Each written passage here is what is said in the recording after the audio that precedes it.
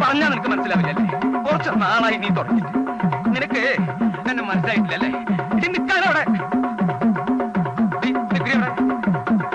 നിൽക്കാനവിടെ അങ്ങനെ വിട്ട പറ്റില്ലല്ലോ. കുറച്ച് നാളായി നീ തുടങ്ങി. എന്താ ചെല്ല്, അങ്ങോട്ട് ചെല്ല്. അടി നീക്ക്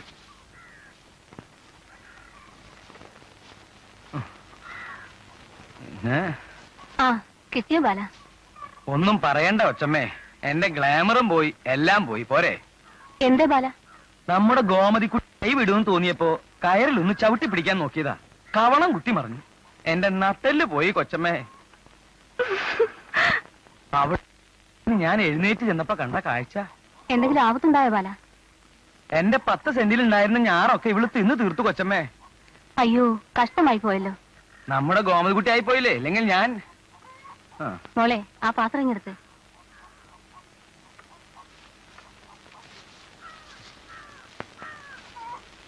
കറന്നു കഴിഞ്ഞിട്ട് തരാടി കൊച്ചമണി. മതി മതി, ആടി ഇങ്ങട്. നിനക്ക് ഞാൻ തരില്ലേ? അമ്മയുടെ പോലെ തന്നെ. ഓ, കുമ്പിടുമ്പോ എന്തൊരു വേദന. നട്ടെല്ലാം എന്തെങ്കിലും പറ്റിയിട്ടുണ്ടാവോ? ഏയ്,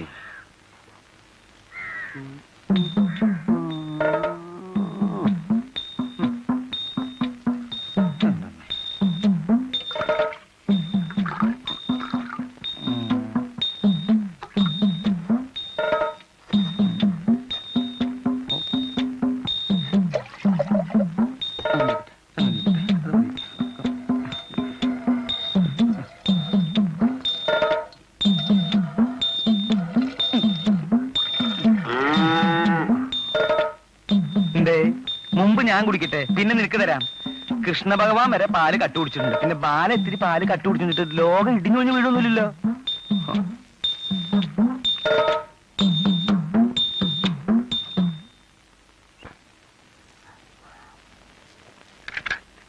പോണ്ടേ? എന്റെ എംടി പോക്കറ്റാണ്. 100 പിടിപ്പിക്കാനുള്ള കാശ് എന്റെ കയ്യിലുണ്ട്. എന്നാ വാ. എടാ, അല്പം മദ്യപിച്ചത് കൊണ്ട് ഒന്നും സംഭവിക്കില്ല. ഞങ്ങൾ ആരും മദ്യപാനികളല്ല. ഒരു രസത്തിന് അല്പം മദ്യപിക്കുന്നത് മാത്രം. നീ വരുന്നോ? ഞാനില്ല, നിങ്ങൾ പോയിക്കോ.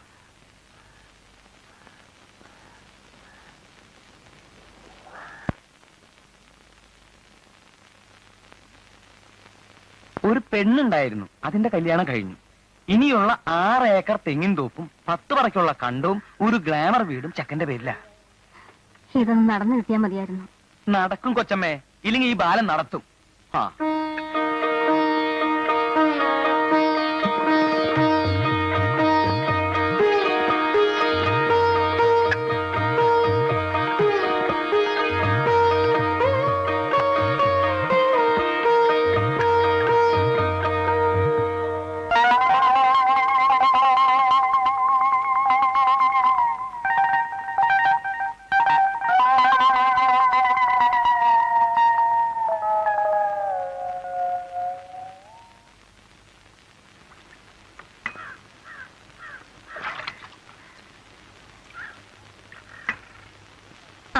എന്ത് പറഞ്ഞു ബാല?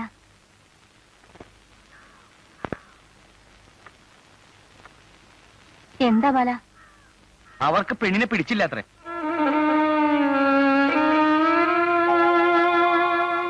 ഒരു കണ്ണല്പം കോങ്ങണ്ണാണ്. നീ എന്താണ് പറയുന്ന ബാല? അവളുടെ കണ്ണിന് എന്ത് കുഴപ്പമെന്നാ? എനിക്ക് അറിഞ്ഞൂടെ കൊച്ചമ്മേ? രാജിക്കൊച്ചിന് ഞാൻ ഇന്നലെ കാണാൻ തുടങ്ങിയതാ. അവര് പറഞ്ഞതാ.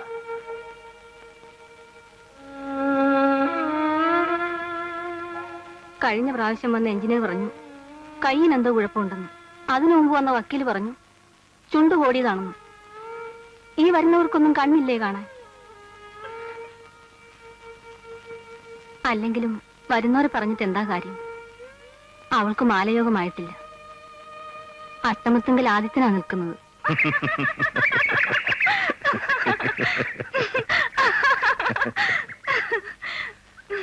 ഏതായാലും 1 വർഷത്തേക്ക് കൂടി ആദിത്യനെ വിടാതെ പിടിച്ചോളണം.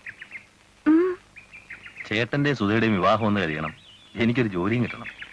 അത് കഴിഞ്ഞാൽ പിന്നെ ആദിത്യനെ ഞാൻ ഓടിച്ചോളാം. ഉം?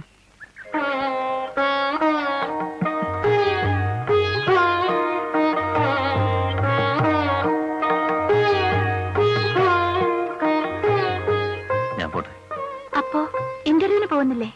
പ്രസ്സിൽ പോയി ചേട്ടനൊന്ന് കണ്ടിട്ട് വേണം.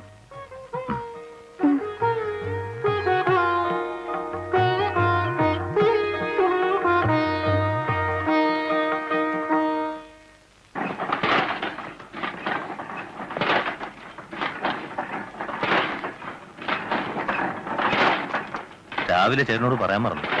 എറണാകുളത്ത് നിന്നൊരു ഇന്റർവ്യൂ ഉണ്ട്. ഏത് ഡിപ്പാർട്ട്മെന്റിലേക്കാ? GICയിൽ ക്ലാർക്ക് പോസ്റ്റിലേക്കാ. ഓ,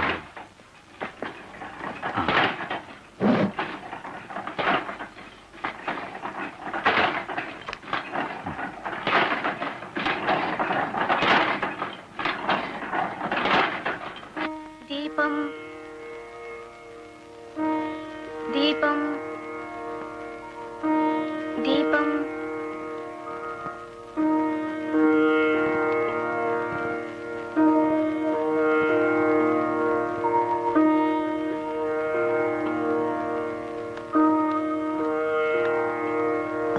ചേട്ടാ, ഇന്റർവ്യൂ എങ്ങനെ ഉണ്ടായിരുന്നു? ബസ് ചാർജ് നഷ്ടം.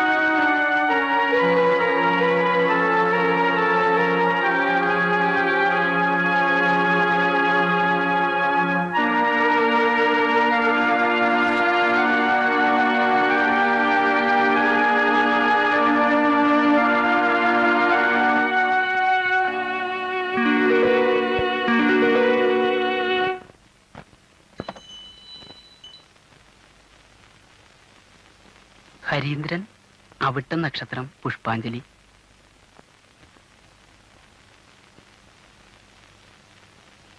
കൊല്ലവും ഈ ദിവസം ആരാണ് ഇവിടെ കൊണ്ടുവയ്ക്കുന്നത്?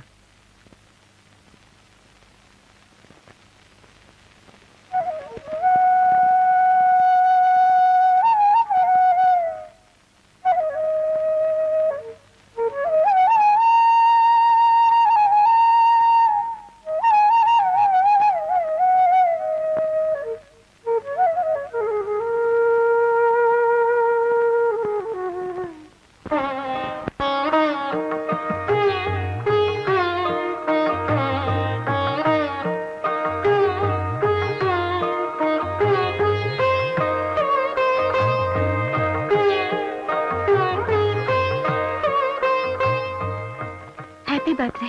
Thank you. പൂജാരി ഇപ്രാവശ്യവും പ്രതിയെ തിരക്കി. എന്നിട്ട് വാദി എന്ത് പറഞ്ഞു? അടുത്ത പിറന്നാളിന് വാദിയും പ്രതിയും ഒന്നിച്ചു വന്ന് പുഷ്പാഞ്ജലി നടത്താം എന്ന് പറഞ്ഞു.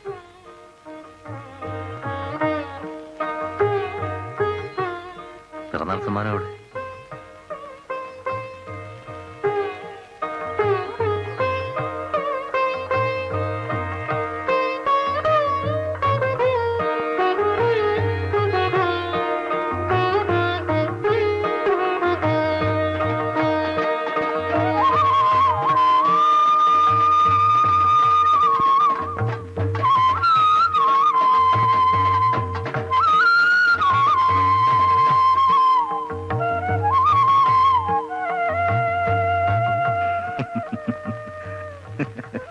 ഹരിയേട്ടൻ എന്താ ചിരിക്കുന്നത്? ചെറുപ്പകാലത്തെ കുറിച്ച് ഓർത്തുപോയി. നമ്മുടെ മണവാളനും മണവാട്ടി